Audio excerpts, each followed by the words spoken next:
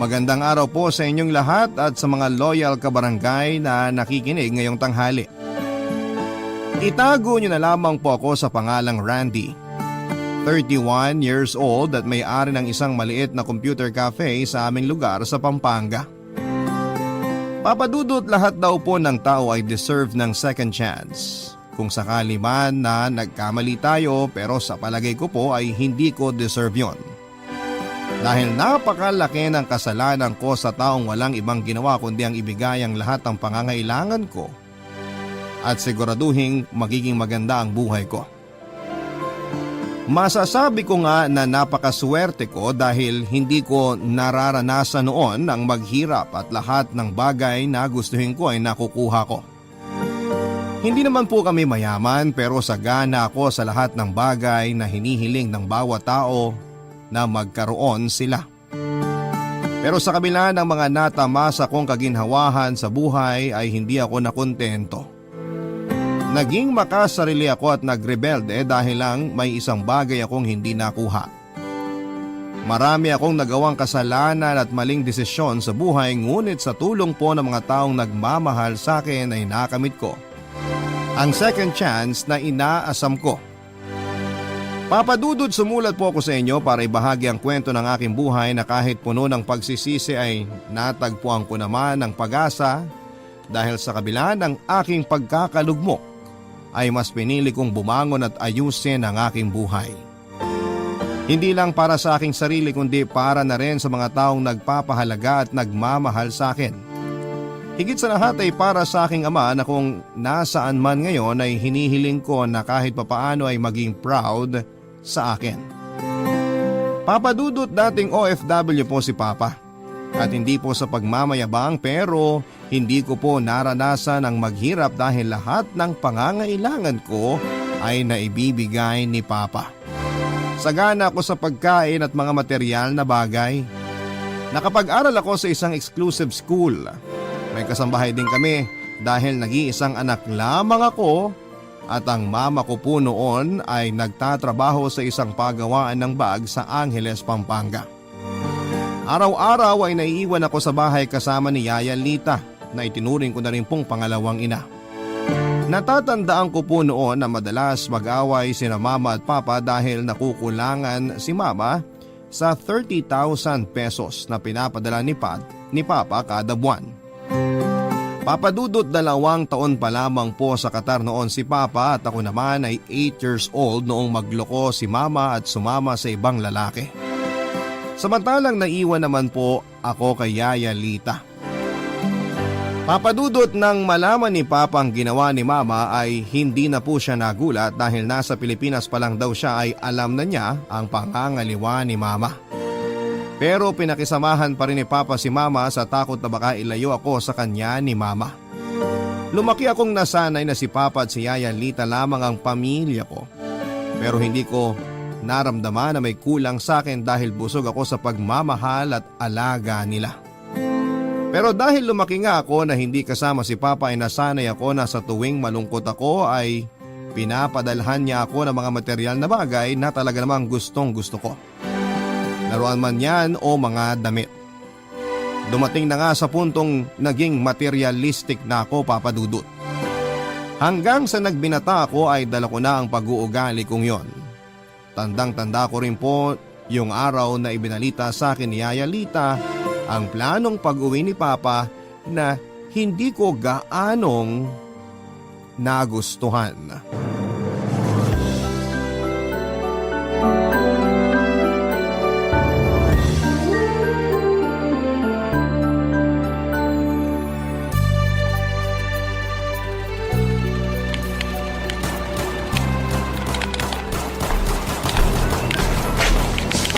O Randy, tama na yan. Mananghalian ka muna. Ituloy mo na lang yan mamaya. Wait lang po, Yaya. Tapusin ko lang to saglit.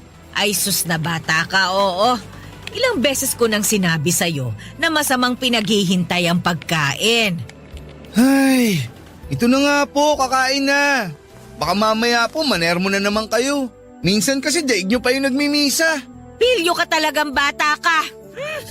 Sorry na, Yaya. O siya, sige. Kumain ka na dun sa kusina. Nakapaghain na ako. Sabayin nyo na po akong kumain. Talagang sasabayan kita at baka hindi mo na naman ubusin ang pagkain mo. Ay, oo nga pala. Tumawag sa akin ng papa mo kanina. Hindi ka raw niya makontak. Kako, paano? Busy ka sa paglalaro ng computer. Ano pong sabi ni Papa? Nabili na raw po ba niya ako ng bagong sapatos? Yung limited edition? Sabi niya pa-advance birthday gift niya po sa akin yun eh. Imbis na kung ano-anong material na bagay lang ang hinihingi mo sa papa mo, ba't hindi mo siya tawagan at kumustahin? Oo inyo naman, Yaya. Kausap ko lang naman siya nung isang araw ah. Okay naman daw siya. Hay nako, kinausap mo nga. Pero kinamusta mo ba? Anong bungad mo lagi sa tatay mo kapag tumatawag? Bili mo ko ng ganto, bili mo ko ng ganyan. Puro ganun lagi ang naririnig ko sa'yo. Hindi ko man lang narinig na kinumusta mo yung tatay mo eh. Ano nga po ba kasi yung sinabi sa inyo ni Papa? Kung makapagsalita naman po kayo parang may malalang sakit si Papa eh. Paano kung meron nga? Sige, anong gagawin mo? Malakas pa sa kalabaw si Papa. Di naman po tatabla ng sakit yun. Ay, yan ang akala mo. Ang sabi sa akin ng tatay mo, uuwi na siya sa December kasi may nararamdaman na raw siya sa katawan niya. Ano naman daw yung nararamdaman niya? Baka rayuma lang po yun. Di ba po kapag tumatanda ganon? Sana nga'y simpleng rayuma lang. Naku, talaga naman itong batang ito. Hindi ka man lang ba nag-aalala sa tatay mo? Siyempre nag-aalala ako, Yaya. Kapag nagkasakit si Papa, di na siya makakapagtrabaho. Kapag di na siya nagtrabaho, di na niya ako mabibili ng mga gamit na gusto ko. Di na tayo makakakain. At saka sinong magpapasweldo sa inyo kung di na magtatrabaho si Papa? Ano ka ba naman, Randy? May sakit na nga ang tatay mo, yan pa rin ba ang iniisip mo? Sa lagay mas importante sa'yo ang luho mo kaysa sa kalusugan ng tatay mo. Sana naman wag puro sarili ang iniisip, Randy. Yaya, hindi lang sarili ko ang iniisip ko. Pati kayo. Tulad ng sabi ko, hindi kayo sa sweldo pag di na nagtrabaho si Papa. Kaya kapakanan nating dalawa ang iniisip ko. Ay nako, bahala ka na nga sa buhay mo. Papa Dudut, hindi na ako nakipagtalo pa kay Yaya Lita. May parte kasi sa akin na tinamaan sa mga sinabi niya. Pero mas pinili ko na baliwalain yon at hindi na rin naman ako mananalo sa pakikipagdebate kay Yaya. Kapag ganong seryoso na siya, siguradong hindi ako mananalo. Ayoko rin naman po na isipin na binabastos ko siya o kaya ay hindi ko siya nirerespeto, kaya naman huminto na rin po ako, Papa Dudut. Para ko na rin pong nanay si Yaya Lita, kaya nga kahit katulong lang namin siya ay iginagalang ko pa rin siya. Pero hindi ko naman maiwasang minsan na mainis kapag sinesermonan niya ako o kaya ay pinagsasabihan. Pakiramdam ko kasi palaging may mali sa mga ginagawa ko o sinasabi ko. Isang beses kasi na nagkasagutan kami noon ni Yaya Lita ay nagalit siya at ilang araw niya akong hindi pinansin. Pinabayaan niya ako at dahil nga sa hindi ako sanay sa mga gawaing bahay ay nagsorry na ako noon kay Yaya. Naisip ko na lamang na hindi ko kayang mag-isa kung wala si Yaya Lita para asikasuhin ako. Papa Dudut, buwan ng September ay dumating nga ang 22nd birthday ko. Nagpadala noon si Papa ng 7,000 pesos para sa akin para raw panghanda ko. Pero hindi ako natuwa. Dahil hindi niya naipadala ang pinangako niyang sapatos para sa akin.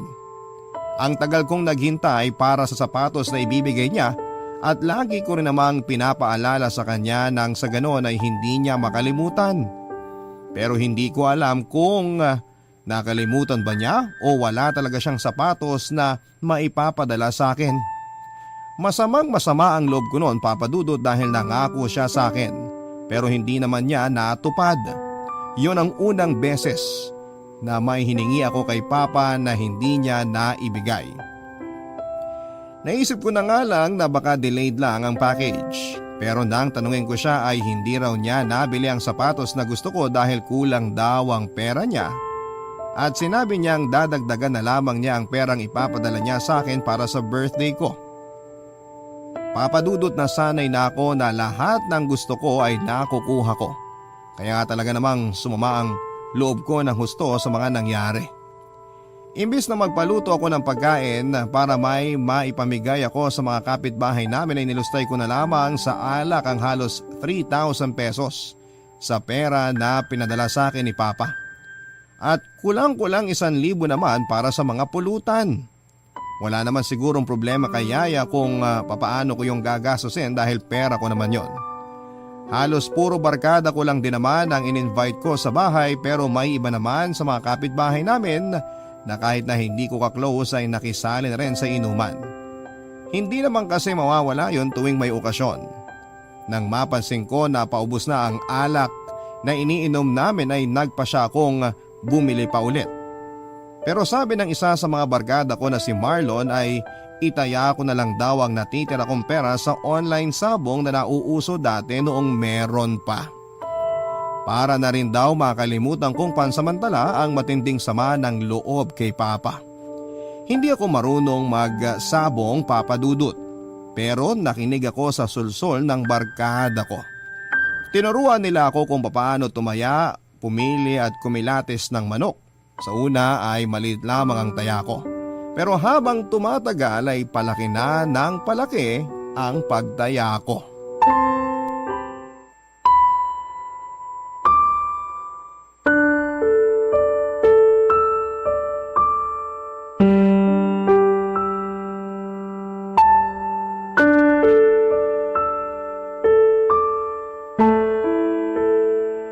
Yan, sige! Panalo na naman tayo nito, Randy! Malakas pumalo tong manok natin! Oo nga tol, mukhang araw natin ngayon. Pang-apat na panalo na natin to eh. Halos nabawi ko na yung mga pinusta natin kanina.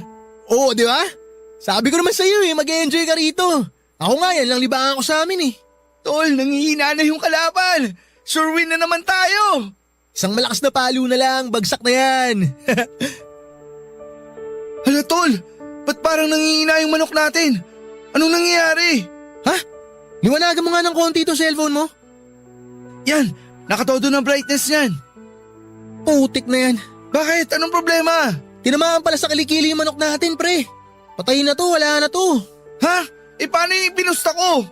2,000 yun, tol. Wala na to, tol. Sinintensyahan na eh. Talo na yung sa atin. Bawi na lang tayo sa susunod na laban.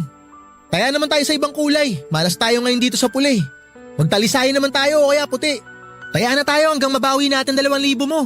Baka matalo na naman tayo. Di yan, ako bahala.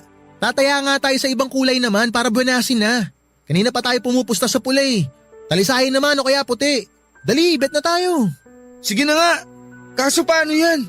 Puti tsaka talisayin niyang magkalaban. Saan tayo pupusta? Teka. Di amado tong talisayin kaso parang payat. Dito tayo sa dehado, sa puti. Malaki, malakas pumalo to. Sigurado ka na ba dyan? Oo men, chill ka lang kasi. Masyado kang kabado eh. Sige, magkano ba ipupusta natin? Teka, tinan ko. May 1.5 ka pang balanse dito. Todo na natin o ititira mo pa yung 500? Ikaw ba? Todo na ba natin? Kung ako, totodo ko na to. Sigurado naman akong panalo na ulit to eh. Bawi itong 1.5 mo. O sige na nga, bet mo na yan. Okay. Sandali ha. Yan, nakataya na tayo. Watch and learn bro, panalo to. Siguraduhin mo lang tol, huling pera ko na yan. Pag natalo pa tayo rito, wala na akong pantaya. Huwag kang mag-alala, goods to. Yan, nagsimula na. Yun o, lupit pumalo. Nakita mo yun, tol? Nakita mo? Grabe, solid, men. Oo tol, kitang-kita ko. Di ba? Sabi ko naman sa'yo, panalo to eh. Grabe, isang palo lang, bagsak agad yung talisayin. Oo nga, ang galing. Ano ba naman yan, Randy?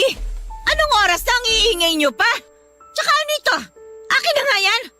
La, Yaya, akin na yung cellphone ko. Abay, lintik kang bata ka. Kailan ka pa natutong magsabong, ha?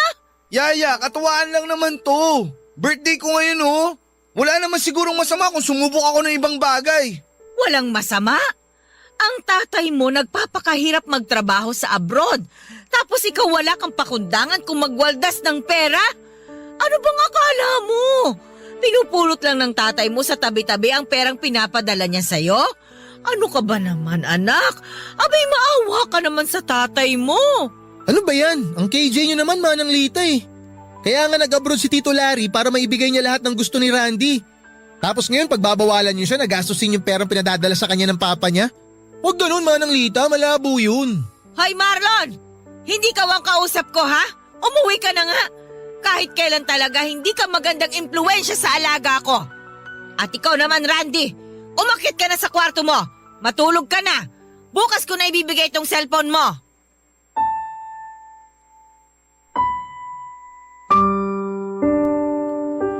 Papadudot, wala na akong nagawa noong pinaakyat na ako ni Yaya Lita sa kwarto ko. Katulong lang naman namin siya pero pamilya na ang turing ko sa kanya at isa pa, siya ang matanda. Kaya naman sinunod ko na lamang siya at ayaw ko na rin namang makipagtalo dahil aabutin lamang kami ng 1 oras sa pagdedebate. Ugali pa naman ni Yaya na hindi siya nagpapatalo, Papadudot. Lalo na kung sa tingin niya ay tama siya. Marami-rami na rin akong naiinom at ramdam kong umiikot na rin ang paningin ko kaya naman gusto ko nang magpahinga. Umuwi na rin naman si Marlon kaya wala nang sense na magstay pa ako sa sala. Suray-suray akong umakyat noon sa hagdanan papunta sa kwarto ko habang si Yaya Lita naman ay naiwan sa ibaba para magligpit ng mga kalat namin. Hula ko rin ay pinauwi na ni Yaya ang ibang mga bisitang naiwan para mag-inom dahil tahimik na ang bahay. Hindi ko na naririnig ang maingay nilang pagkwekwentuhan. Kinabukasan nga Papadudod ay ibinalik ni Yaya Lita sa akin ang cellphone ko at naisipan kong pumasyal na naman kina Marlon. Baka kasi masermonan na naman ako ni Yaya Lita kapag nagpunta na naman ang mga barkada ko sa bahay. Papadudot ni Yaya na naman ako noon ni Marlon na mag-online sabong kami at ako naman ay nagpadala na naman sa sulsul niya. Nang magpadala ulit ng pera sa akin si Papa ay ilang araw ko ring naging routine ang pagsasabong kasama si Marlon. Halos marami pa nga ang oras na nasa kanila ako kesa sa sarili kong pamamahay. May time na lagi kaming panalo at may time naman na laging talo. Dumating na nga sa punto na naubos ko na ang mga perang na ipadadala ni Papa. Kaya naman isang beses ay nagsuggest si Marlon na pwede akong magsanla ng kahit na ano sa mga gamit ko para may pantaya muli kaming dalawa. Barangay Love Stories. Barangay Love Stories. Papadudot na isanla ko sa halagang 5,000 pesos ang gaming set ko at nang malaman yun ni Yaya Lita ay nagalit siya ng husto sa akin. Sinabi pa sa akin ni Yaya Lita na hindi lang niya ako maisumbong kay Papa dahil nagwo-worry siya na baka mapaano ito sa Qatar. Hindi ko maintindihan noon kung bakit gano'n na lamang siyang mag-alala para kay Papa. Kapag nakakausap ko naman si Papa sa telepono ay lagi niyang sinasabing ayos lang daw siya. Kaya para sa akin ay sobrang exaggerated lamang ang kwento ni Yaya Lita kaya wala akong pinapaniwalaan sa mga sinasabi niya. Marahil din ay sinasabi lamang niya ang mga yon dahil wala na siyang maisip na paraan para lamang matigil na ako sa kalokohan ko. Papadudot lumipas ang halos 4 na buwan. Sobra akong na-addict sa pagtaya sa online sabong na dumating na sa puntong hindi ko na maawat ang sarili ko sa pagtaya. Hindi na rin sumasapat sa akin ang mga pinapadalang pera ni Papa dahil nauubos ko ang lahat ng yon. Kaya naman nangungutang na ako sa mga kakilala kong online sabongero. May ibang ayaw akong pautangin dahil hindi pa nila ako kilala at baka takbuhan ko lang daw sila. Pero may iilang sabongero naman na kahit hindi ako kilala ay agad akong pinautang dahil alam nilang nasa abroad ang papa ko. Nung una ay nakautang ako ng 5,000 hanggang sa nagsunod-sunod na ang paglaki ng mga nauutang kong pera. Kapag hindi naman ako pinalad na makautang ng pera ay magsasanla ako ng kahit na ano sa mga gamit ko o gamit sa bahay na pwedeng maisanla. Appliances, gadgets at kung ano-ano pa. At hindi ko namamalaya na unti-unti ay nauubusan na pala kami ng gamit sa bahay. Sarado na rin ang tenga ko para makinig kay Yaya Lita sa tuwing pinapagalitan o pinagsasabihan niya ako. Ako na ang nag-alaga sa'yo simula nang iwang ka ng nanay mo. Itinuring na kitang parang tunay na anak. Tapos, ganyan lang ang sasabihin mo sa akin? Ang kulit nyo kasi! Tutubusin ko nga yung mga gamit kapag nagpadala na ng pera si Papa. Kaso napupurnada kasi isang buwan na siyang di nagpapadala. Gumawa ka ng problema tapos ano? Nangutang ka ng pera at nagsanla ng mga gamit. Tapos ngayon, ang mga pinaghirapan ng papa mo ang gagawin mong pambayad? Kung may sarili ka lang trabaho, hindi kita pakikialaman. Pera mo yun eh. Hindi ko na problema kung saan mo gustong ubusin ang pera mo.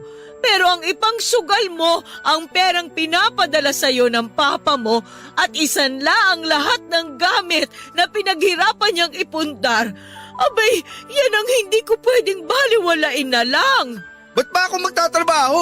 Nag-iisa lang naman akong anak niya at kaya naman mag-provide ni Papa para sa akin. Hayaan niyo siya magtrabaho. Hindi ko na alam ang sasabihin ko sa iyong bata ka.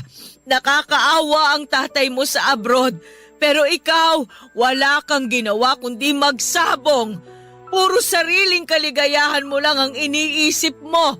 Kawawa lang ang tatay mo sa'yo. Di ko siya pinilit mag-abroad. Siya ang may gusto nun. Kaya panindigan niya yun. Wala nang saysay na makipag-usap pa ako sa'yo. Paulit-ulit lang tayo, pero hindi ka pa rin natututo.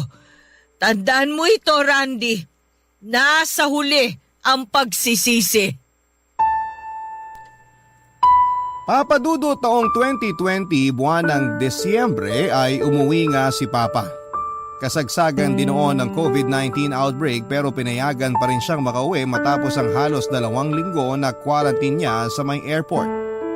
Nabigla na lamang ako sa pagdating ni Papa dahil hindi siya nagpasabi na tapos na ang quarantine period niya. Hindi ko alam noon, papadudot kung nananadya ba ang tadhana. Dahil para akong binuhusan ng malamig na tubig nang makita ko si Papa na nakatayo sa may pintuan ng bahay namin. Nanlalamig ang bukong katawan at pinagpapawisan ng matindi at nadatnan pa niya ang mga barangay tanod sa harap ng bahay namin at ang taong pinagsanlaan ko ng titulo ng bahay at lupa namin sa halagang 50,000 pesos. Huling pag-asa ko na lamang ang titulo na yon dahil wala na akong maisasanla pang gamit para makataya sa online sabong. Papadudot, nagwawala noon ang lalaki na pagsanlaan ko ng titulo at pilit na kinukuha ang original copy nito. Napagkasunduan kasi namin na kapag hindi ako nakapagbayad sa kanya sa loob ng 2 buwan ay kukunin niya ang original copy ng titulo. Pero dala pala ni Papa ang mga original na dokumento ng bahay at lupa namin kaya wala akong maibigay na kopya sa kanya. Nakisabat na nga si Papa sa gulong nangyayari.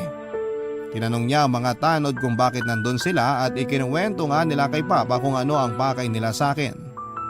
Papadudot, kitang-kita ko kung papaanong nag-iba ang itsura ni Papa mula sa pagiging mahinahon ay napalitan niyo ng matinding galit. Sa sobrang galit ay sinugod ako ni Papa at sinuntok. Pakiramdam ko rin ay nagising ang diwa ko sa suntok na yon. Wala sa hinagap ko na magagawa yun ni Papa sa akin dahil alam ko kung gaano niya ako kamahal. Napakiusapan naman ni Papa ang mga tanod at ang napagsanlaang ng titulo na sa ibang araw na sila mag-usap at pumayag naman ang mga ito. Tinuloy ni Papa ang galit niya sa akin noong makapasok na kami sa loob ng bahay.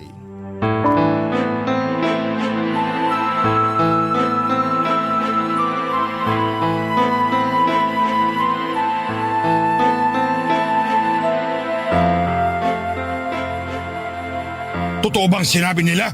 Sumagot ka, Randy! Makinig ka muna sa akin. Magpapaliwanag ako. Oo o hindi lang isasagot mo! Totoo ba?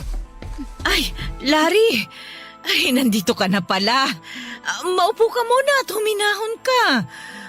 Pag-usapan nyo ng mahinahon yan ni Randy. Makakasama sa iyo ang magalit ng husto. Kaya kalmahin mo yung sarili mo. Ano ko kakalma kung ganito ang aabutan ko? Kaya sumagot ka, Randy. Tinatanong kita, totoo bang sinanla mo ang titulo ng bayat lupa natin? Larry, huminahon ka muna. Mamaya na kayo mag-usap. Huwag ka muna makialam dito, Lita. Kinakausap ko tong anak kong walang hiya. Pero makakasama sa'yo ang magalit ng husto. Pakiusap naman, Larry. Mamaya nyo na pag-usapan yan. Magpahinga ka na muna. Alam ko na pagod ka rin sa biyahe. Sinabi ko huwag ka muna makialam dito. Ano? Pagtatakpan mo na naman ba ang anak ko? Matagal mo na bang alam ang tungkol dito? Oo. Pero hindi ko na sinabi sa'yo dahil nga alam kong nag-aalala kasi ako sa'yo eh. Kung sakaling nalaman mo kagad, baka kung mapano ka naman habang nasa Qatar ka. Hindi ko gustong pagtakpan ang ginawa ng anak mo. Pero kapakanan mo lang ang iniisip ko. Hindi, Lita. Ang tagal niyo akong pinagmukhang tanga. Halos maganda ko ba ako sa pagtatrabaho sa Qatar dahil gusto ko maibigay lahat ng pangangailangan ng anak ko. Pero nilulustay niya lang pala lahat ng pinagpaguran ko sa mga walang kakwenta-kwentang bagay. At alam mo lahat ang nangyayari pero hindi mo sinabi sa akin. Naku. Patawarin mo ako, Larry. Ayoko lang naman na may mangyaring masama sa'yo habang malayo ka sa amin eh. Ipinagkatiwala ko sa iyo ang anak ko. Ba't di mo siya napigilan? Ang laki ng tiwala ko sa iyo na mababantayan mo siya maigi. Pero pinabayaan mo siya mapariwara. Pa, tama na! Oo na! Oo, sinanla ko ang titulo ng bayat lupa natin. Pero photocopy lang yung binigay kong kopya sa kanya. Nasa inyo pa rin naman ang original kaya atin pa rin tong bahay. Di nyo kailangan magalit kay Yaya. Dahil ako ang mapilit at di ako nakinig sa kanya. Walang iya ka! Nangangatwiran ka pa! Alam mo bang, dugot pawis ang ipinuhunan ko para sa bahay na to! Tapos... Larry! Pa! Larry! Larry, ano ba nangyayari sa'yo? Larry, tulungan ninyo kami! Ano nangyayari kay Papa? Tulungan ninyo kami! Randy, tumawag ka ng tutulong sa atin! Maghanap ka ng sasakyan, dalian mo! Kailangan nating dalhin sa ospital ang papa mo! Yaya, may sakit ba si Papa? Larry! Larry! May sakit ba siya sa puso? Ano? Masaya ka na ba? Papa mo ang magiging kapalit ng lahat ng kalokohang pinaggagawa mo! Sinabihan na kita eh! Pero hindi ka nakinig! Yaya, di ko alam na may sakit si Papa. Di ko alam. Alam mo na may dinaramdam ang papa mo. Pero mas importante sa'yo ang sarili mo. Ang mga luho mo. Makasarili ka, Randy!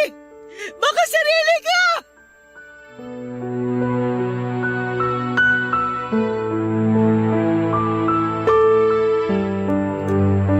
Papadudot na isugod nga namin si Papa sa ospital pero dead on arrival na raw siya, sabi ng mga doktor. Sinubukan pa nilang i-revive ang katawan ni Papa at habang ginagawa nila yon ay umiiyak lang kaming pareho ni Yaya Lita at ako naman ay tahimik na nagdarasal sa Diyos na huwag muna siyang kunin sa akin, sa amin. Gusto ko pa siyang makasama ng matagal at gusto kong humingi ng tawad sa kanya. Kahit pa araw-araw akong humingi ng tawad sa kanya ay gagawin ko. Basta mabuhay lamang si Papa. Gusto kong bumawi sa kanya, Papa Dudut. Gusto kong itama ang lahat ng pagkakamaling nagawa ko sa kanya at kay Yaya Lita. Halos napahagulhol kaming pareho ni Yaya nang umabot na sa halos 18 minutes na nire-revive nila si Papa at wala pa rin po itong response. Nagpatuloy pa rin ang mga doktor sa pag-revive kay Papa pero matagal at halos kalahating oras na ay huminto na sila at sinabing wala na silang magagawa pa. Nakiusap pa kami ni Yaya sa kanila na kung pwede ay ulitin nila ang pag-revive kay Papa pero yun na raw ang pinakamahabang oras na pwede nilang gawin sa procedure na yon. Papa Dudut, para akong binuhusan ng malamig na tubig nang sabihin ng mga doktor na wala na nga si Papa. Naisip ko na marahil ay galit ang Diyos sa akin dahil hindi niya dininig ang panalangin ko na mabuhay si Papa. Pero ako ang may kasalanan. Bakit si Papa ang kailangang magbayad sa lahat ng pagkakamali ko? Bakit hindi na lamang ako pinarusahan ng Diyos? Halos magka-mental breakdown ako ng mga oras na yon, Papa Dudut, habang si Yaya naman ay parang mahihimatay na. Dahan-dahan siyang lumapit noon sa wala ng buhay na katawan ni Papa at humaguluhol ng iyak. Napaluhod na lamang ako sa malamig na sahig ng emergency room at tulala lamang na nakatingin kay Yaya na mahigpit na nakayakap sa bangkay ni Papa. Napakabilis ng mga pangyayari, Papa Dudut. Nag-uusap pa lamang kami ni Papa habang galit na galit siya sa akin. Tapos bigla na lamang siyang inatake sa puso at isinugod sa ospital. Hindi ako makapaniwala na sa isang iglap lamang ay mawawalan ako ng ama. Ama na handang gawin ang lahat para sa kanyang anak. Barangay Love Stories. Barangay Love Stories. Hol si Yaya habang mahigpit na yakap ang malamig na katawan ni Papa. Alam ko kung gaano siya nasasaktan sa pagkamatay ni Papa at naiintindihan ko ang pinanggagalingan niya. Dahil ako man ay sobrang nasasaktan dahil sa mga nangyari. Pero hindi ko magawang lapitan ang wala ng buhay niyang katawan, Papa Dudut, dahil sobra akong nagigilty. Hindi man direkta ay pakaramdam ko ay ako ang pumatay sa kanya. Namatay si Papa nang dahil sa pagiging makasarili at pagiging iresponsable kong anak. Lumaki ako na hindi ko siya kasama pero ramdam ko kung gaano niya ako kamahal. At bigla na lamang nag-rewind ng mga alaala ko kay Papa noong nabubuhay pa siya. Mga alaala noong mga pagkakataong pinapadala niya ako ng laruan noong bata pa ako kapag sinasabi kong malungkot ako. Mga oras na masaya kaming magkausap sa video call tuwing birthday ko. Hanggang sa lumaki na ako at nagminata ay hindi nagkulang si Papa na ipakita at iparamdam sa akin kung gaano niya ako kamahal. Walang pagkakataon na humindi siya. Napadalhan ako ng kung anuman sa tuwing may hihingin ako sa kanya. Kagad niyang pinapadala lahat ng gusto ko at kailangan ko kahit mamahalin pa ang mga yon. Kung kinakailangan na mag-overtime siya sa trabaho ay ginagawa niya basta maibigay lamang ang lahat ng gusto ko. Lagi nga niyang sinasabi sa akin noon na wala lang sa kanya ang pagod sa pagtatrabaho at pangungulila sa kabila ng pagiging malayo niya sa akin. Basta makita niya lamang na masaya at sagana ako sa buhay. Doon ko lamang na-realize kung gaano ako kawalang kwentang anak, Papa Dudut. At totoo nga ang kasabihan na laging nasa huli ang pagsisisi.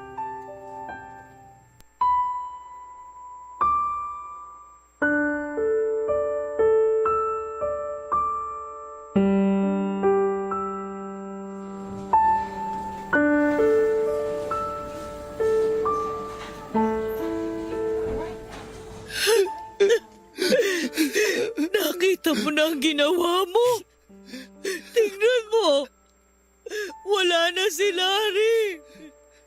Wala na ang papa mo, Randy. Sorry pa. Sorry. Patawarin mo ako pa. Wala nang silbi ang paghingi mo ng tawad.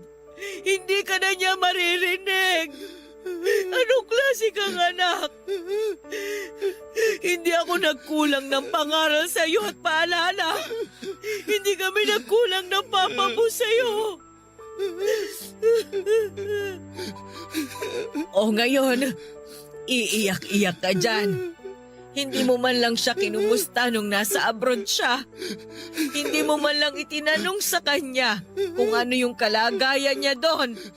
Kasi ang iniisip mo lang ay ang mga bagay na ibinibigay niya sa'yo at ang perang ipinapadala niya sa'yo. Pero ni minsan, hindi mo naisip ang papa mo kasi makasarili ka. Opo, Yaya. Naging makasarili ako. Patawarin niyo po ako. Sorry pa. Ang sama-sama ako anak sa inyo. Patawarin niyo ako. Alam mo, nung iniwan ka ng mama mo sa akin, sobrang nagpasalamat ang tatay mo sa Diyos. Kasi kung pati raw ikaw ay nawala sa kanya, baka hindi na talaga niya kayanin.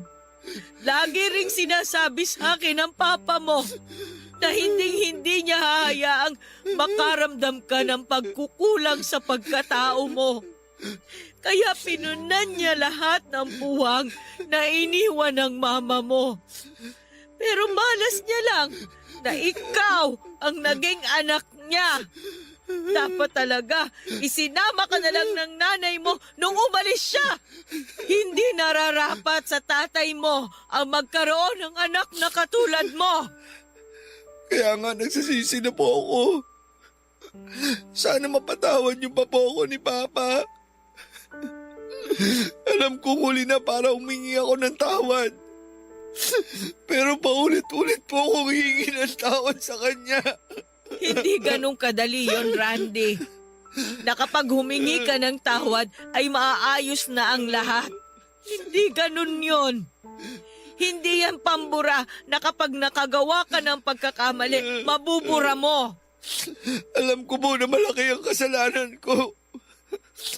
Pero sana po mapatawad niyo ako. Hindi ko gustong mamatay si Papa. At lalong di ko gusto na mawala ng ama. Nagkakaganyan ka lang kasi wala ka nang lulustayin na pera. Wala nang magbibigay sa'yo ng mga bagay na gusto mo. Hindi mo man lang ba naisip ang sakripisyo ng papa mo para mabigyan ka ng magandang buhay? Nakuha mo pa talagang ipagmalaki na para sa'yo naman ang ginagawa niya? Oo nga, para sa'yo. Pero hindi mo pinahalagahan at sinayang mo lang. Naiintindihan ko na po lahat, Yaya. Singsisi po ako ngayon dahil di ko talaga alam na aabot sa ganito. Kung nakinig lang po ako sa inyo noon. Sinabi ko na sa'yo noon pa na laging nasa huli ang pagsisisi. Pero hindi ka nakinig. Ano pa ba ang magagawa ng paghingi mo ng sorry ngayon? May babalik ba niya ng buhay ng papa mo? Babangon ba siya sa kinahihigaan niya ngayon? Hindi, Randy! Hindi! Sinayang mo lang lahat ng sakripisyo ng papa mo para sa'yo! Masyado ka nagpalamon sa mga makamundong bagay at nagpadala sa buyo ng barkada mo na wala namang naidulot na maganda sa'yo. O nasan sila ngayon? Yung barkada mong nandyan lang kapag may pakinabang sila sa'yo, pero sa oras ng pangangailangan, hindi mo malapitan. Tanggap ko na po lahat ng mga pagkakamali ko. Sana bigyan niyo po ako ng chance na itama ang lahat ng yun. Ano pa ang silbi? Wala na ang papa mo. Magbago ka man, huli na ang lahat. Hindi na niya makikita ang pagbabagong sinasabi mo. Yaya, please. Nagmamakaawa ako sa inyo. Tulungan mo ako. Wala na si Papa.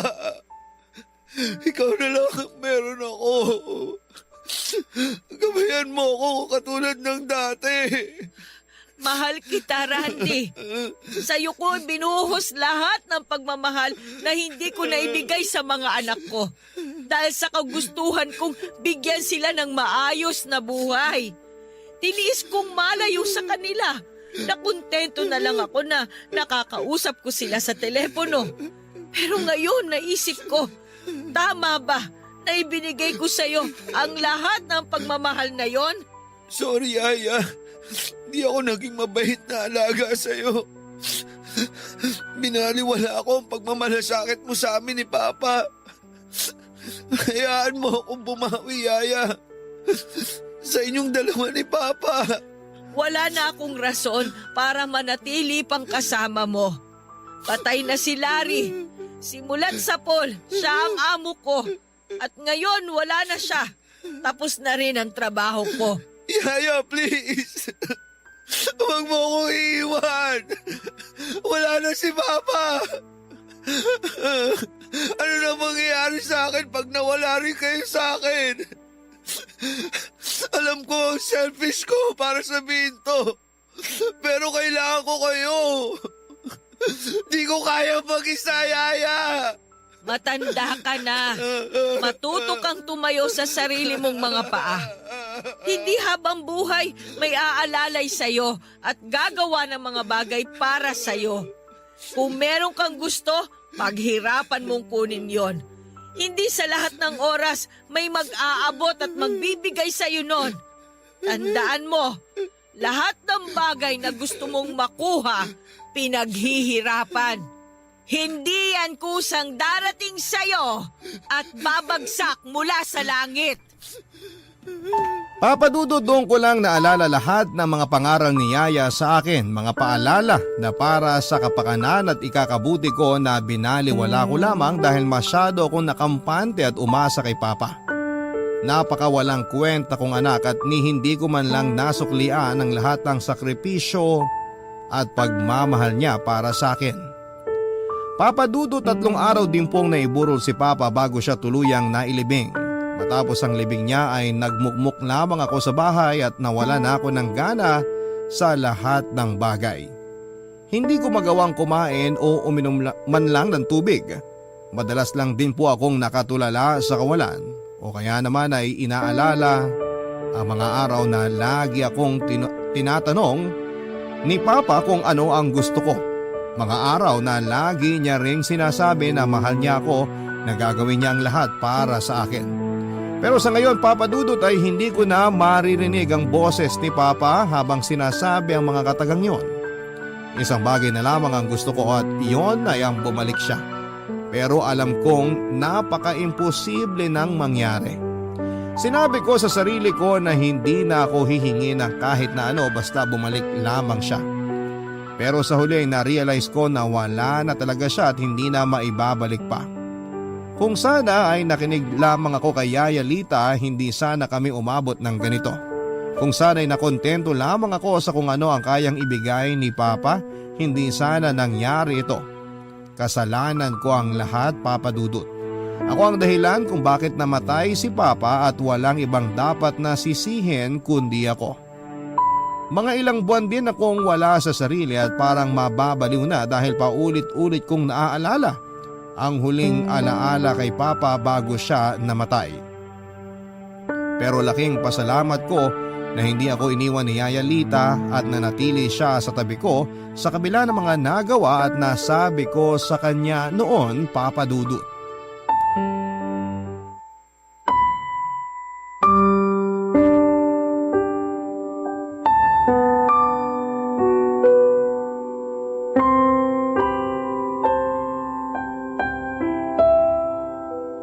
O Randy, napakiusapan ko na yung napagsanlaan mo ng titulo na kung pwede hulugan na lang muna natin yung perang nahiram mo sa kanya.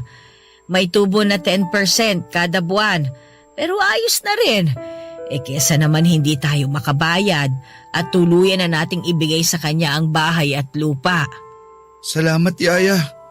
Salamat kasi di niyo ako iniwan. Sinabi ko na naman sa iyo, hindi ba? Parang anak na ang turing ko sa'yo. Ipababayaan ba naman kita? Ay, sorry sa lahat ng mga nasabi ko sa inyo noon, Yaya. Sorry kung naging masamang anak ako at hindi ako nakinig sa lahat ng mga pangaral niyo sa akin. Sorry po. Alam kong walang kapatawaran ang nagawa ko. Sorry. Hindi, anak. Napatawad na kita at alam kong napatawad ka na rin ng papa mo. Kasi alam ko na hindi kanya matitiis. Alam ko kung gaano kanya kamahal. Saksi ako simula nung bata ka pa lang. Mahal na mahal ka ng papa mo. Wala siyang ibang ginusto kung hindi ang mabigyan ka ng magandang buhay na hindi niya naranasan noon. Pero anak, ano man ang naging kasalanan mo, ano man ang nangyari, tapos na yun.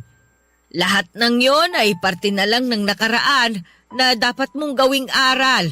para hindi na maulit pa yung mga pagkakamaling nagawa mo. Opo, naiintindihan ko po. Pero di ko pa rin po maiwasan na mag-guilty. Dahil alam ko po na ako ang punot dulo nito. Kundi sana ako na-addict sa online sabong. Buhay pa sana si Papa hanggang ngayon. Siguro, masaya sana kami nagbabanding para sulitin ang mga panahon na magkasama kami. At para na rin po na ng matagal na panahong magkalayo kami. Anak, nagkasala ka man, ang importante ay nagsisi ka na at hindi mo na uulitin pa ang mga pagkakamali mo. Magsilbing aral sana ito sa'yo dahil balang araw, magkakaroon ka rin ng sarili mong pamilya at mararanasan mo kung paano maging isang ama. Natatakot akong bumuo ng pamilya, Yaya. Paano kung di ko magampanan ang obligasyon ko sa kanila? Paano kung mangyari din sa mga magiging anak ko ang nangyari sa akin?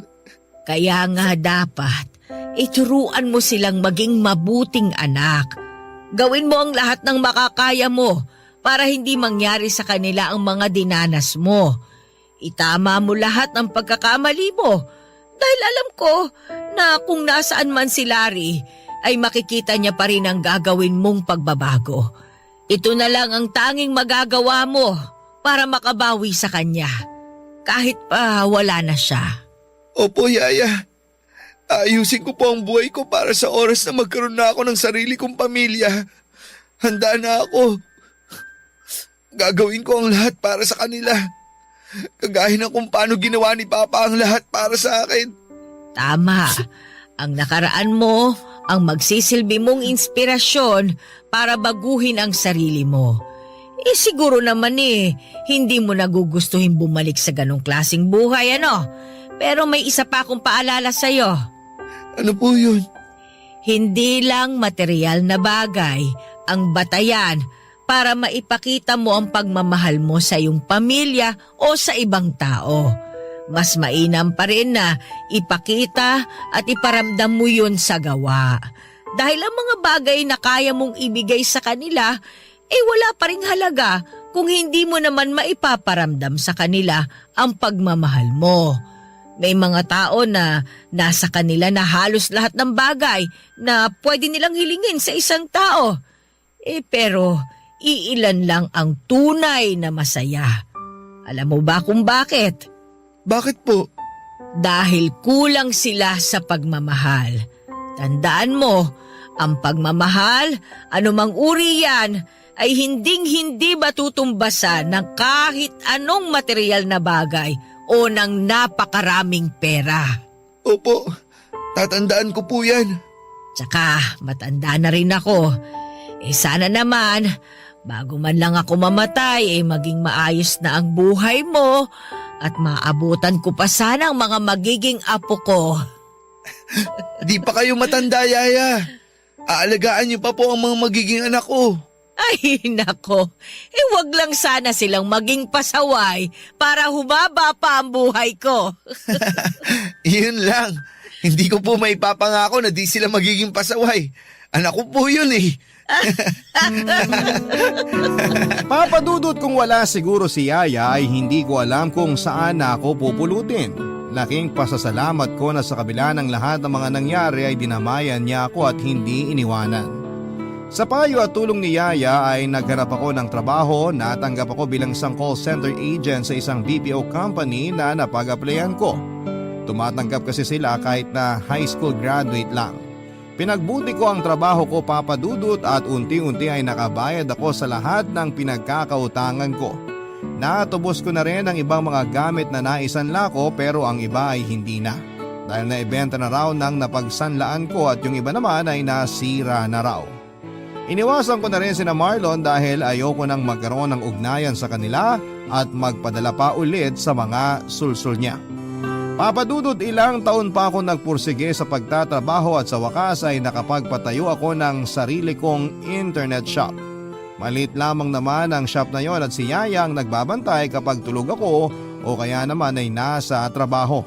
May isa na rin naman akong helper doon kaya hindi na gaanong nahihirapan si Yaya sa pagmamanage ng shop. Unti-unti po ako nakapangon, Papa Dudut, at hindi nga nagtagal ay nakapag-asawa ko. Sa ngayon ay masaya na ako kasama ang aking asawa na nakilala ko rin sa pinagtatrabahuhan ko. At may 2 na rin akong anak. Si Yaya Lito naman ay nag-retire na bilang kasambahay namin. Siya na ngayon ang tumatayong lola sa mga anak ko at masayang masaya ako dahil muli kong naranasan ang pakiramdam na magkaroon ng buong pamilya.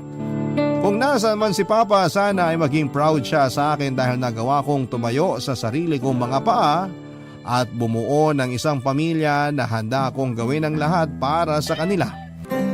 Sawadi ka! Yan ang pinakaunang salitang Thai na natutunan ko na ang ibig sabihin ay pagbati. Bata pa lamang ako ay pangarap ko na talagang makapunta sa bansang Thailand. At nakamit ko yan nito lamang nakaraang taon. Magandang araw po sa lahat ng mga kabarangay na nakikinig ngayon. Ako nga pala si Hubert, 33 years old at isang non-voice call center agent. May dahilan po kung bakit sa dami ng bansang pwedeng puntahan ay Thailand pa ang pinili ko. Ito ay dahil doon po nagtatrabaho ang tatay ko. 5 years old lamang ako noong iwan kami ni Tatay Alberto. Lumipad siya papunta ng Thailand para maging OFW. Para sa kinabukasan ko daw yon, Papa Dudut. Kaya niya ako iniwanan, nakipagsapalaran siya sa malayong lugar para daw maibigay niya sa akin ang isang magandang buhay. Pero makalipas lamang ang 2 taon ay bigla na lamang naputol ang koneksyon namin sa tatay ko. Hindi na siya nagparamdam at kailanman ay hindi ko na siya ulit nakita pa. Papa Dudut, simula noon ay si Nanay Mary Ana po ang mag-isang nagpalaki sa akin. Nakahanap naman po siya ng panibagong asawa matapos ang ilang taon. Nagkaroon ako ng 2 kapatid sa ina at naging mabuti naman po sa akin ang stepfather ko na itago na lang natin sa pangalang Bernard. Wala akong masamang masasabi tungkol sa kanya dahil napakabait niyang tao. Siya na ang nagsilbing father figure ko sa pagtanda ko. Pero kahit na ganoon ay iba pa rin talaga kapag kapiling ko ang totoo kong ama. Yon ang isang bagay na hinahanap-hanap ko hanggang sa lumaki ako. Papa Dudut.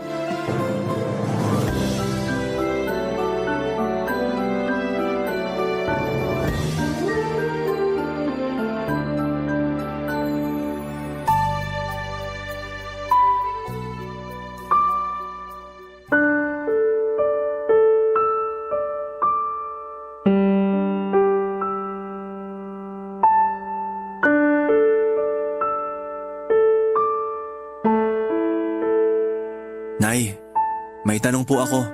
Oh, ano ba yon? Anong gagawin mo kung isang araw, bigla na lang pumasok dyan sa pinto si tatay? Anong ibig mong sabihin? Araw-araw naman pumapasok dyan ang tatay mo ah. Hindi po si Tatay Bernard ang tinutukoy ko, kundi si Tatay Alberto. Hubert, hanggang ngayon ba naman?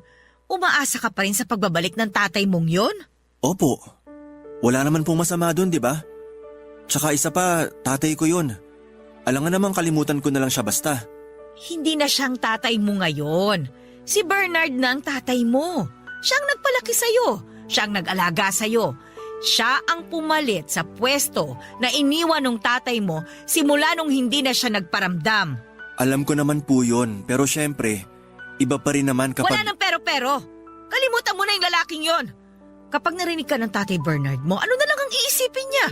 Hindi ko naman po sinasabi na ayaw ko kay Tatay Bernard. Gusto ko lang naman na makita ulit si tatay kahit na iniwan na niya tayo. O para saan pa? Para mapanatag ng isip ko. Dami ko po kasing katanungan hanggang ngayon eh. Napapatanong ako, paano kung hindi na lang nag-abroad si tatay? Ano kaya ang buhay na meron tayo ngayon? Imbis na sayangin mo ang oras mo sa kakaisip ng mga bagay na imposible nang mangyari, isipin mo na lang ang kinabukasan natin. Wala kang mapapalang sagot sa mga tanong na ganyan dahil wala na nga ang tatay mo.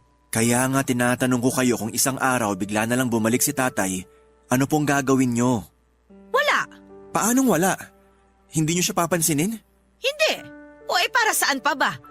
Iniwan niya tayo kaya wala na siyang karapatang bumalik pa sa buhay natin. Pero paano nga Hindi kung... ko na nga siya tatanggapin. Hindi na siyang mahal ko. Si Bernard na. Hindi na siya ang asawa ko, hindi na siya ang tatay mo. Tatay ko pa rin siya, kahit anong sabihin nyo. Tatay mo na nang iwan sa'yo. At saka bakit mo pa ba iniisip yung taong yun? Baka nga may sarili ng pamilya ngayon yun eh. Nakakalungkot naman kung ganon. Ibig sabihin nun, hindi talaga niya tayo mahal. Kaya nga wag mo na siyang pag-aksayahan ng oras. Hindi niyo po kasi magets yung punto ko bilang anak eh. Gusto ko lang naman makita ulit yung totoong tatay ko. Hindi mo rin magets yung punto ko bilang magulang. Kami ni Bernard ang nagpalaki at nag-alaga sa'yo. Tapos sasabihin mo sa akin na gusto mong makita yung Alberto na yon? Hindi pa ba naman sapat anak yung mga ginawa namin para sa'yo? At kailangan mo pang hanapin yung totoong tatay mo? Hindi naman po sa ganon. Malaki po ang pasasalamat ko sa inyong dalawa ni Tatay Bernard, pero... Hindi gano'n naman pala eh. Magpasalamat ka na lang. Huwag ka nang gumawa pa ng gulo. Tahimik na nga ang buhay natin, guguluhin mo pa. Nagtatanong lang naman po ako sa mga posibleng mangyari sa hinaharap. Sinagot ko na yung tanong mo, kaya pwede ba? Tigilan na natin tong usapang ito. Oo na. Mag-aral ka, maghanap ka ng trabaho. Yun ang atupagin mo. Hindi yung hinahanap mo pa yung taong wala namang kakwenta-kwenta. Isang katanungan lang naman ang gusto kong masagot. Kaya ko gustong makitang muli ang tatay ko. Bakit hindi na niya kami binalikan pa? Simula noong hindi na siya nagparamdam ay yun na po ang katanungang bumabagabag sa isipan ko. Nangako siya sa akin noon at hanggang ngayon ay nakaukit pa rin sa alaala ko ang mga pangakong yon. Kaya naman labis ang tampo ko sa tatay ko dahil pinabayaan niya kaming mag-ina. Hinayaan niya akong lumaki na iba ang ama. Hindi niya tinupad ang mga pangako niya sa akin na mabigyan ng maayos na kinabukasan. Simula noon, Papa Dudut, ay pinangako ko sa sarili ko na mag-iipon ako ng pera para makapunta sa Thailand para hanapin ang tatay ko. Sinikap kong mag-aral para makapagtapos at makahanap ng maayos na trabaho. Nang mapasok ako sa BPO industry ay sinimulan ko na ang paghahanap sa tatay ko, Papa Dudut. Ang problema ay wala akong kakilala ni isang kamag-anak mula sa father's side ko. Ayaw din namang magkwento ni nanay tungkol sa buhay ni tatay, kaya wala talaga akong alam sa kanya maliban na lamang sa mga natitirang ala-ala ko sa tatay Alberto ko. Habang nag-iipon ng pera ay unti akong nagkaroon ng interes sa Thailand. Ang kultura nila, pananalita at maging ang mga palabas. At kung ano pa ay inaral ko, Papa Dudut. Nagkaroon din po ako ng ilang kaibigan mula sa bansang yon sa pamamagitan ng social media. Isa na rito si Vivian na noong nakilala ko ay OFW siya sa Thailand, Papa Dudut.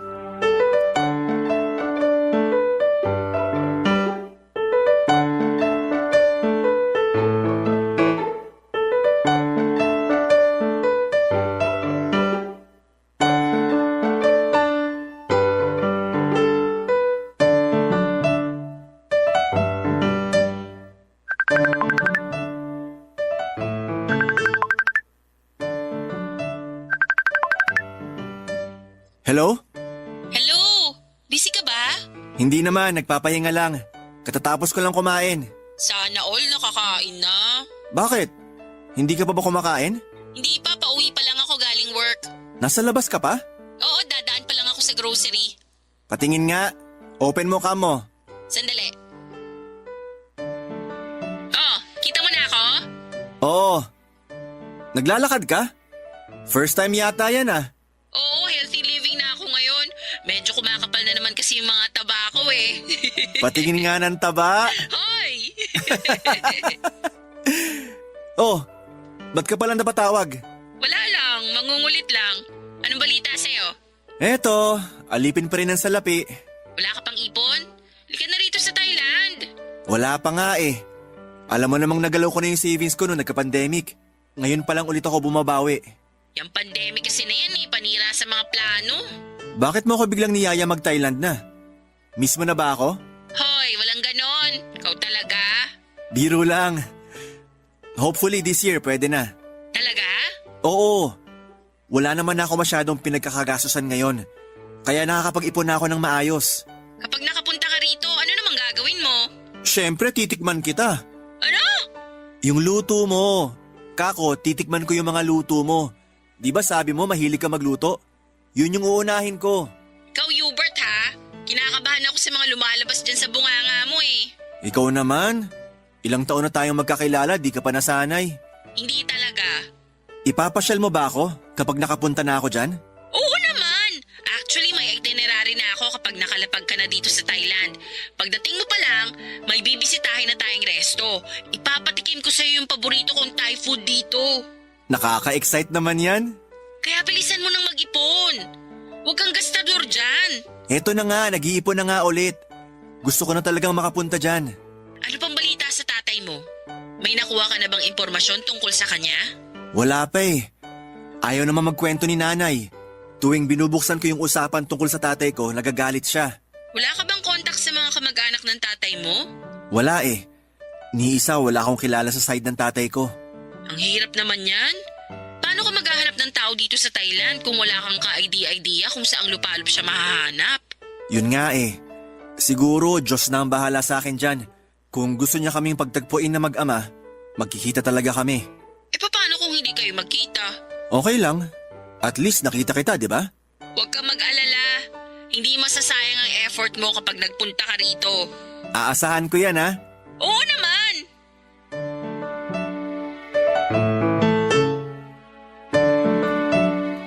Pandemic nung una kong nakilala si Vivian Papadudut.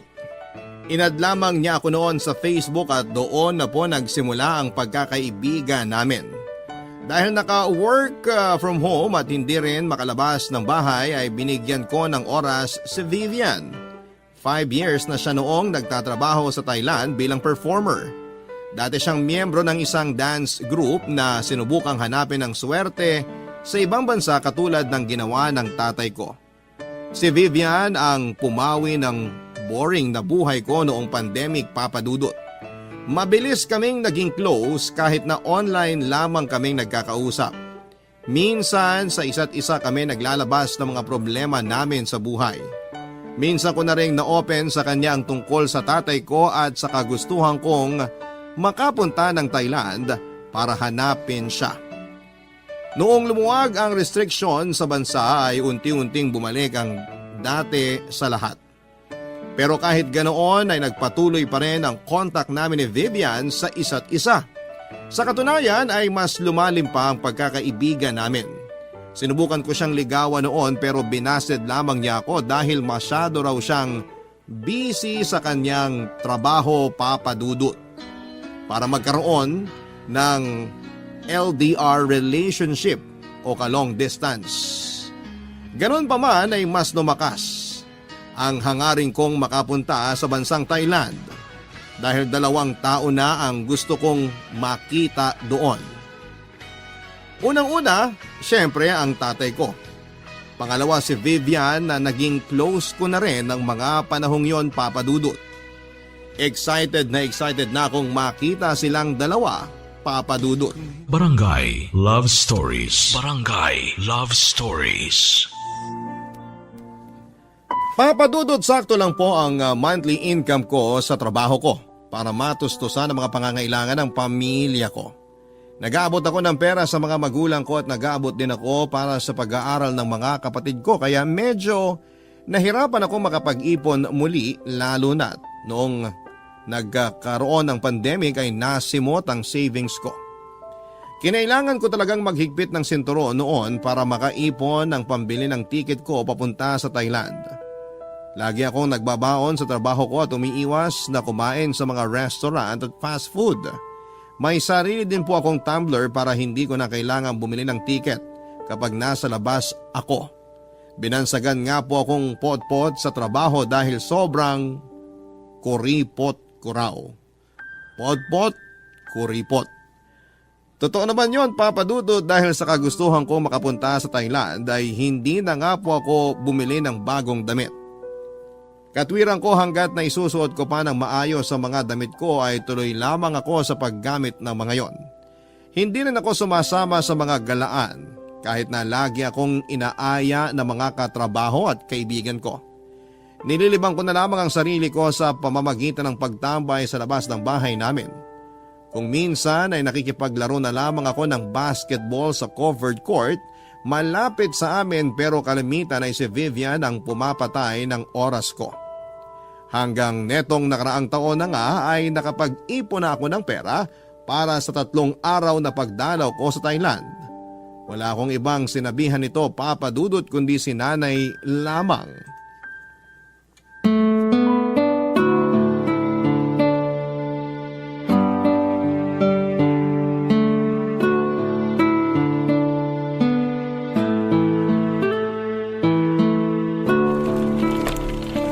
Nay, aalis na po ako.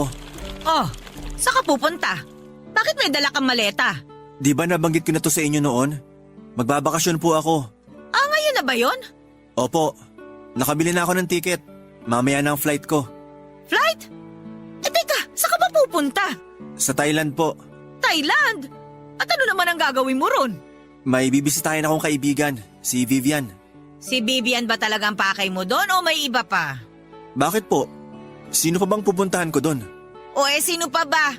O di walang hiyamong ama. Sa tingin nyo nasa Thailand pa siya hanggang ngayon? Aba malay ko, wala naman akong pakialam na sa taong yun. Yun naman pala eh. Bakit nyo pa tinatanong kung si tatay bang pakay ko sa Thailand kaya ako pupunta doon? Bawal ba magtanong? Gusto ko lang malaman kung nahanap mo na siya kaya mo biglang naisip na pumunta ng Thailand.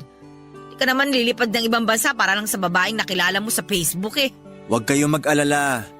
Wala pa akong impormasyon tungkol kay tatay. Pero tama kayo. Isa siya sa mga rason kung bakit ako pupunta ngayon doon. Magbabaka sakali ako na mahanap ko siya.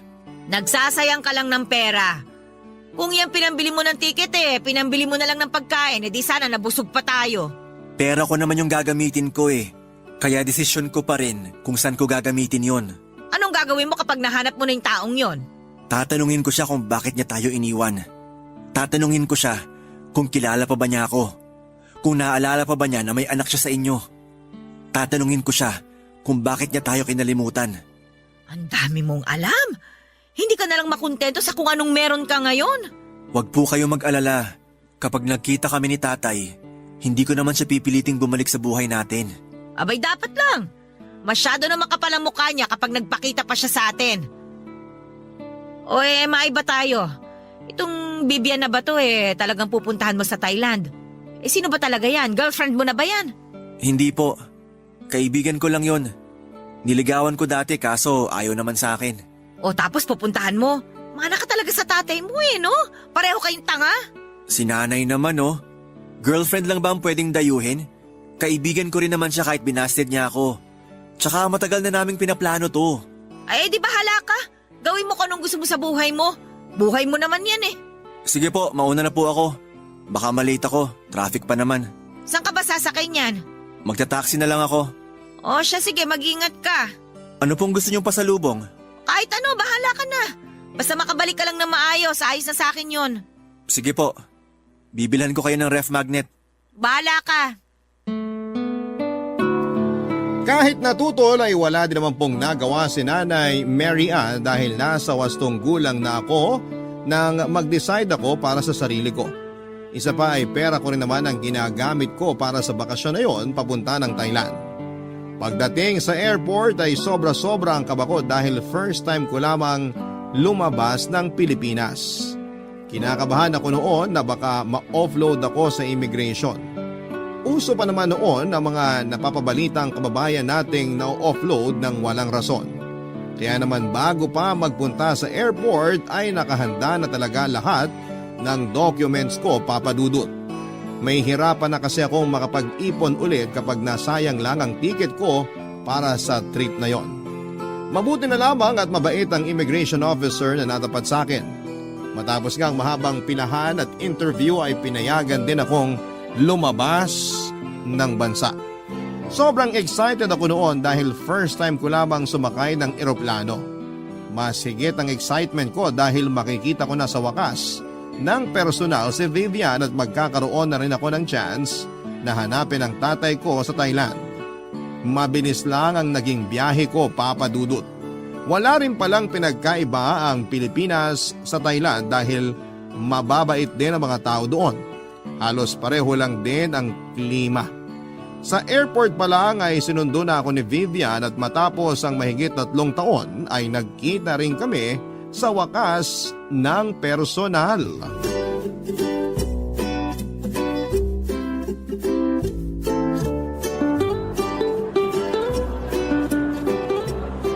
Oy, Hubert!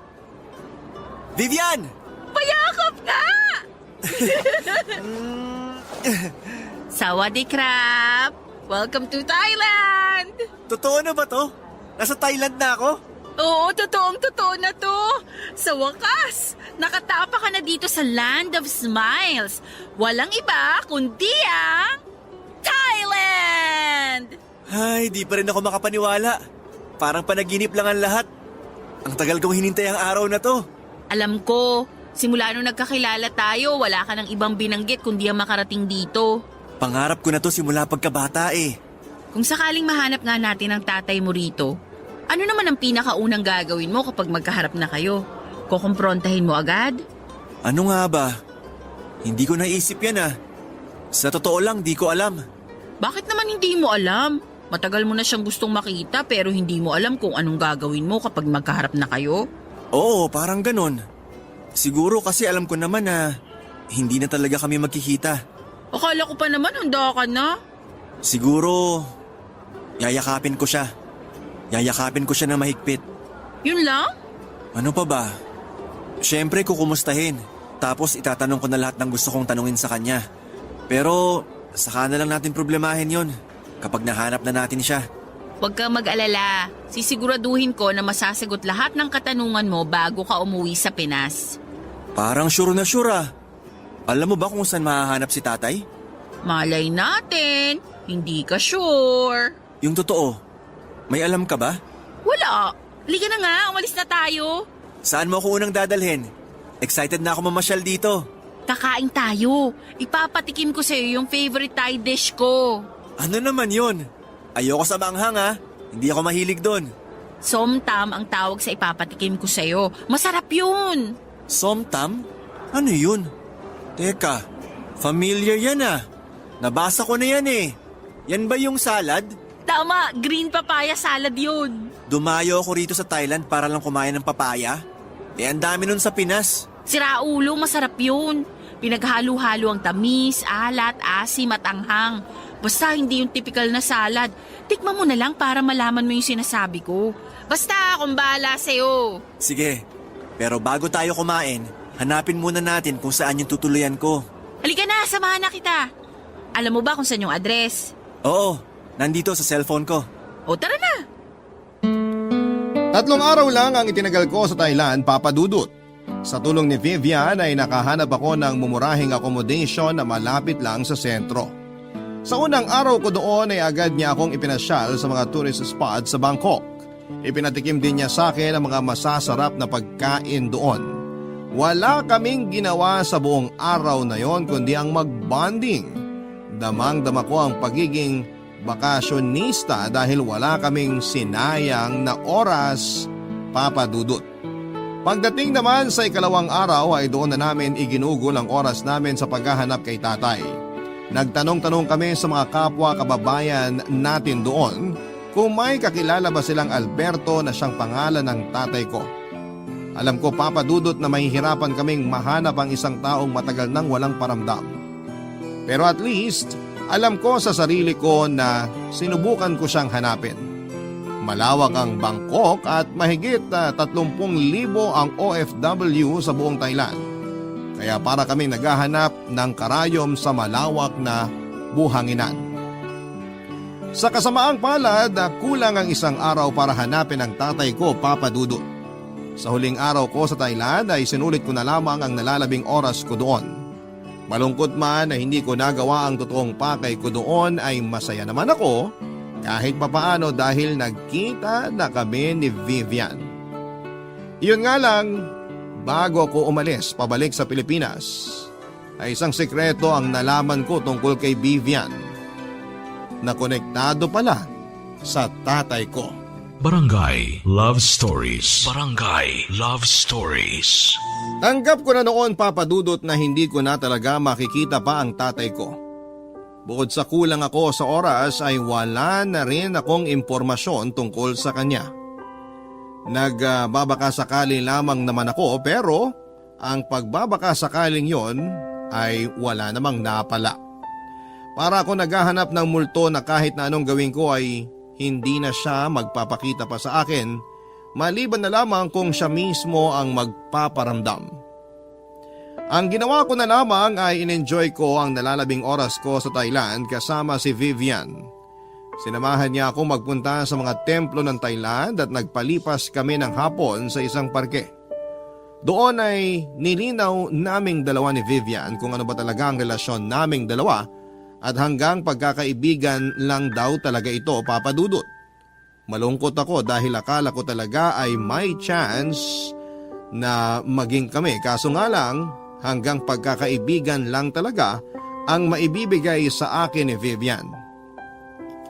Pagsapit ng gabi ay nagsimula na ako mag-impake ng gamit ko sa hotel, Papa Dudut. Nang mga oras na yon ay napansin kong may kakaiba kay Vivian. Kasama ko siya noon sa hotel. Dapat ay maaga siyang aalis dahil may trabaho siya, pero hindi niya ako maiwan-iwan. Aligaga din siya at hindi mapakali na para bang may gusto siyang sabihin sa akin na hindi niya magawa. Hindi ko yon pinansin noong una pero noong makita kong para bang balisa na siya ay tinanong ko na siya kung ano ang problema. Doon na sinabi ni Vivian ang katotohanan, Papa Dudut. Inamin niya sa akin na kilala niya si tatay, Papa Dudut.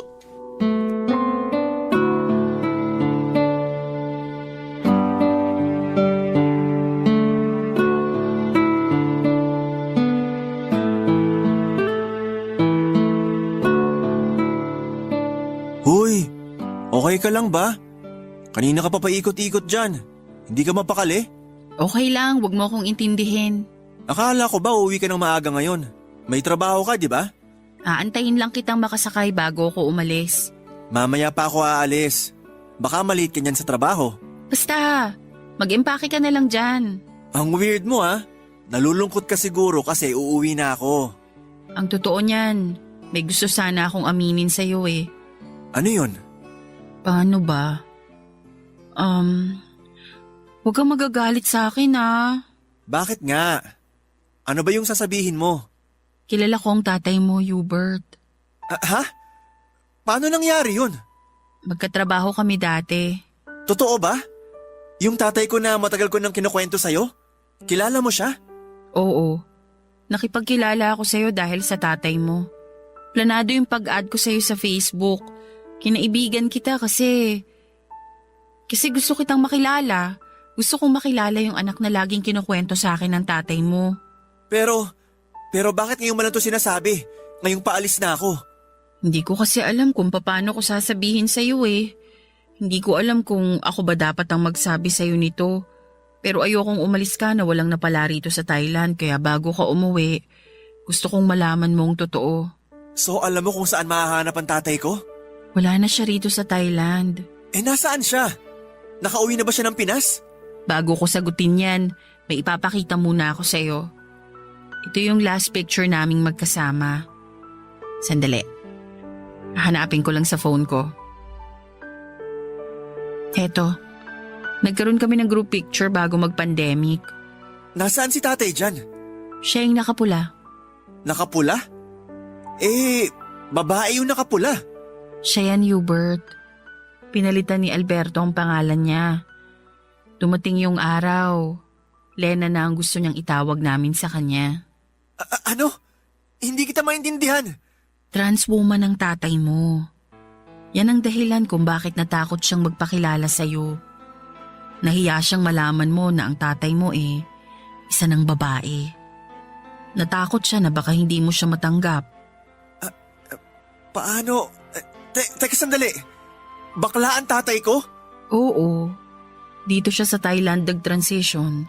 Yun bang dahilan kung bakit hindi na siya bumalik sa amin? Hindi. May iba pa siyang rason kung bakit hindi na siya umuwi sa Pinas. Eh ano? Hindi ko kasi alam kung dapat ko bang sabihin to eh. Sabihin mo na, Vivian!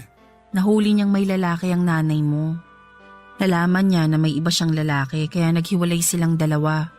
Inayawan ng nanay mo ang tatay mo, kaya hindi na siya bumalik pa. Sandali lang. Totoo ba itong mga sinasabi mo?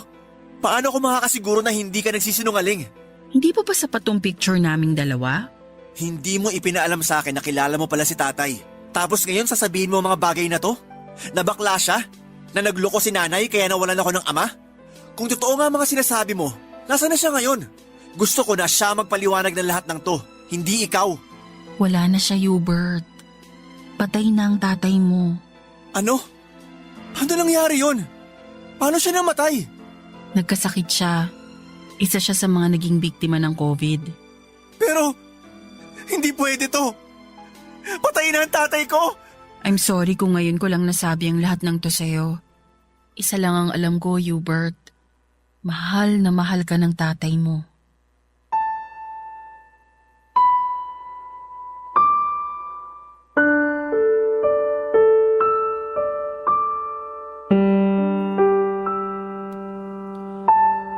Hindi po ako makapaniwala sa mga nalaman ko, Papa Dudut. Nang gabing yon ay inilahad sa akin lahat ni Vivian ang tungkol sa mga nalalaman niya kay tatay. Hindi ako makapaniwala na planado pala ang lahat, pati na ang pakikipagkilala niya sa akin. Ang mga katanungang tumatakbo sa isipan ko simula pagkabata ay si Vivian mismo ang sumagot. Hindi ko alam na bading pala ang tatay ko, Papa Dudut, pero kahit na ganoon ay pinili niyang pakasalan si nanay dahil gusto niyang bumuo ng pamilya. Pero dahil sa hirap ng buhay ay nag-abroad si tatay para matustusan ang pangangailangan ko. Iyon nga lang, noong nasa Thailand na si tatay ay nalaman niyang may ibang lalaki pala si nanay. Ito'y walang iba kundi ang tumatayo ko ngayong ama-amahan na si Tatay Bernard. Handa naman daw si tatay na patawarin si nanay kaso nga lang ay mas pinili ni nanay si Tatay Bernard. Matapos siyang iwan ni nanay sa Thailand na tinupad ni Tatay Alberto ang pangarap niyang maging tunay na babae. Doon ay nagpa-enhance siya ng katawan at nag-transition sa pagiging trans woman. Mula sa pangalang Alberto ay nakilala siya sa Thailand bilang Lena at doon na niya nakilala si Vivian. Si tatay ang nagsilbi nilang koryo ng ilang taon. Sobrang sakit para sa akin, Papa Dudut, na malamang si nanay pala ang may kasalanan ng lahat. Buong pagkabata ko ay nanaig ang tampo ko kay tatay dahil hindi na niya kami binalikan.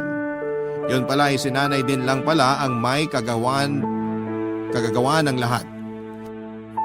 Durog na durog ang puso ko noon habang pauwi ako.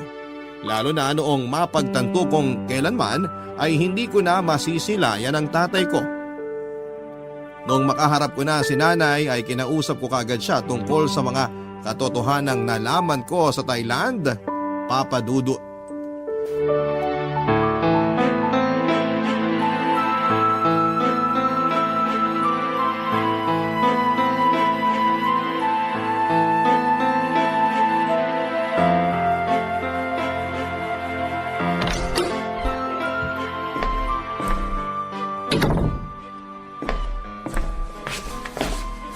Nandito ka na pala. Kumusta naman ang Thailand? Nay, alam mo ba? Alam ko ba ang ano? Napatay na si tatay? Ano ba pinagsasabi mo patay na? Nasa labas ang tatay mo. Ang totoo kong tatay ang tinutukoy ko. Alam mo ba na patay na si Tatay Alberto? Ha? Patay na siya? Ay anak, hindi ko alam. Hindi ko naman nabalitaan yan. Na-COVID siya sa Thailand. Paano mo naman nalaman yung balitang yan? Hindi na yun mahalaga. Ang mahalaga, alam ko na ang lahat, pati na ang mga ginawa mo noon. Anong ibig mong sabihin? Alam ko na ang rason kung bakit hindi na bumalik pa sa atin si tatay. Niloko niyo siya, Nay. Ano bang pinagsasasabi mo?